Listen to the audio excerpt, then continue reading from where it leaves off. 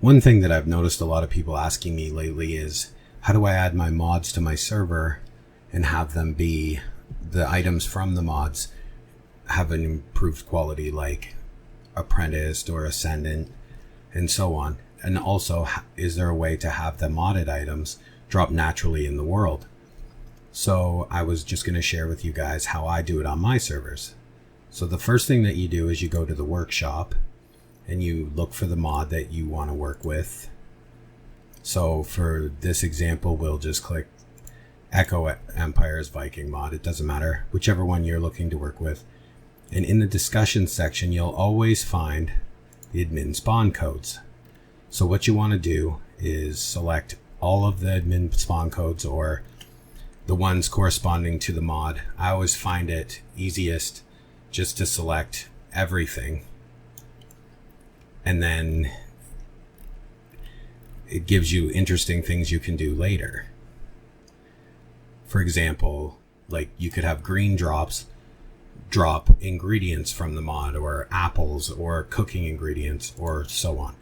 So then what you're going to do after you've copied this is you're going to go into the Beacon, an excellent program that I just love working with whenever I'm setting up a server. So you go to the Blueprints tab, and then you click Import Copied. And what it will do, see, it copied 32 blueprints that I had highlighted. So you click OK, then click Save. It's important that you click Save because it adds them to the profile. Now you click Projects, New Project, and for this video we're just going to be clicking loot drops, not the rest of the server settings that we can cover in another video, and click New Drop. Now you select where you would like the items to come from. So we'll click, just to make things easy, the simple brood mother. Then you click Next, and the max item sets, this is how many things you would like to drop from the list that you're about to add. So we'll say for 5 and the minimum 1. So then you click Done. Now you want to add a new item set. So we'll name it Spider 1. Simple. And then you add a new entry, and then you'll get a list of all of the blueprints and items that you've added to your database. So we are going to choose VK because that's what we just added. And we'll have a look here at some of the things that you can craft in this mod. So the horse saddle, we'll add that, and the bear saddle, and the hammer. So you click, how many do you want to have potentially come in the drop when you kill the spider? We'll say 4 for the sake of the video, but you can set it to whatever you like. You want the quality to be between Ramshackle and Ascendant, for example, or whatever you would like. And now this is your chance to be a blueprint. We'll set that to say 50% for the video. And then the weight is the chance that it will be there. So you will set it to max for this video just so that you can see that the things do actually drop when I kill the spider. Then you click OK. And now after you've done this, you want to export, not deploy. That's only if you've got this linked to your server and you're working with it. What we're doing will also work on single player. So you go to export, and you'll see all the stuff that it just created for your server. You want to go to game ini, and you see this first line right here.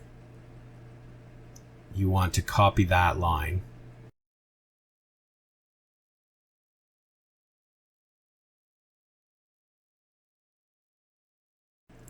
Now that you've copied it, you want to open your document, and we'll just get rid of this crap. This is something else I was working on, and you want to paste it. Now this right here is what's important to us for this video. You want to copy that and place that in the game ini of your game. So we are going to do it on single player. So you'll see it's in the Steam library, Steam apps, common, Ark, shooter game, saved config, no window editor section. You double click the game ini and you want to place it right in the first line like so. Then close, click save. And then we'll start up Ark and we'll kill the spider and have a look and see. Hello guys, and we are back. And let's spawn in a brood mother and see if what we did worked. And there's the brood mother. As you can see, after I clear up all these little cocks, as you can see by my inventory, we got a primitive dire bear saddle, which is from the Viking mod, it's just not renamed, and a ramshackle. Let's kill a couple more. That's not a very good test, and we'll see if we can get anything else.